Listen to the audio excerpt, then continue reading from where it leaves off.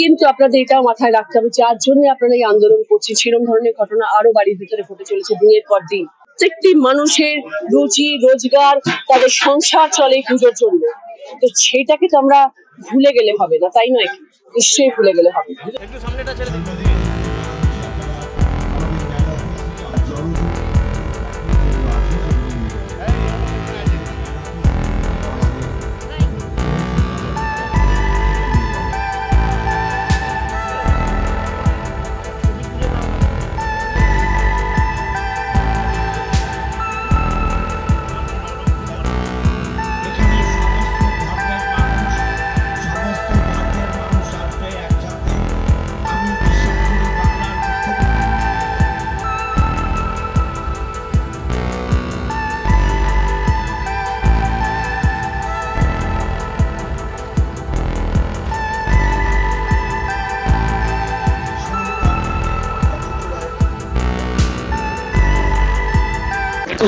হ্যাঁ, মার্কেটিং করছে, মেয়েরা মার্কেটিং করবেন এটা কোনো হয়?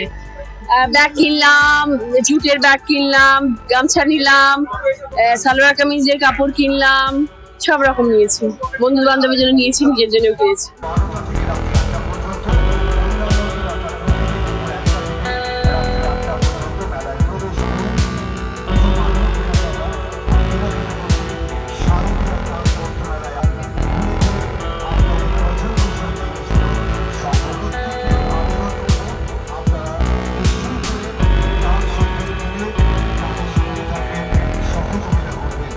কি বলবেন যে চিকিৎসা? আমি তো সেটাই আবারও বলছি একই কথা, যে চিকিৎসায় আপনারা ফিরে আসুন। আপনাদের আন্দোলনে আমরা সবাই সামিল, আপনাদের আন্দোলনে আমরা একসাথে রয়েছি, সবাই আমরা চাই বিচার হোক। কিন্তু আপনাদের এটাও মাথায় রাখতে হবে, যার জন্য আপনারা এই আন্দোলন করছেন সেরকম ধরনের ঘটনা আরো বাড়ির ভিতরে ঘটে চলেছে দিনের পর দিন। আজকে প্রায় 34 দিন হয়ে গেল, 38 দিন না 34 দিন হয়ে গেল, 34 দিন আজকে হয়ে গেল যে আপনারা কোনো রকম সেবা দিচ্ছেন না।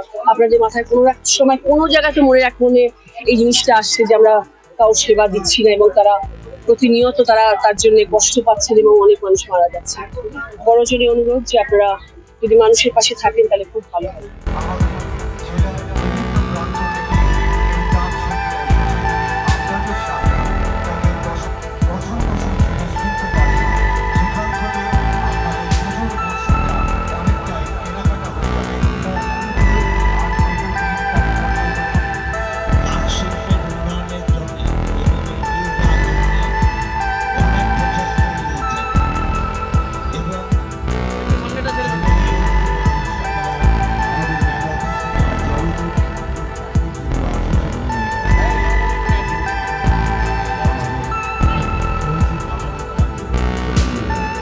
এবং দিদি যা বলেন সেটাকে আমরা স্মরণ করি। আমরা দিদির কথা ব্যতিক্রম কোনো রকম কথা বলতে রাজি নই।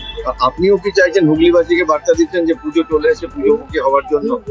পুজোমুখী নিশ্চয়ই হওয়া দরকার, কারণ পুজোর সাথে শুধু আনন্দ নয়, পুজোর সাথে প্রচুর মানুষের ব্যথা, বেদনা, শ্রম সবকিছু লেগে রয়েছে।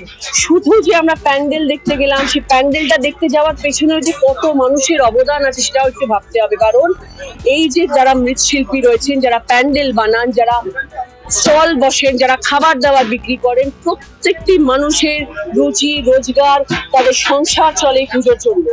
তো সেটাকে তো আমরা ভুলে গেলে হবে না, তাই নয়? নিশ্চয়ই ভুলে গেলে হবে।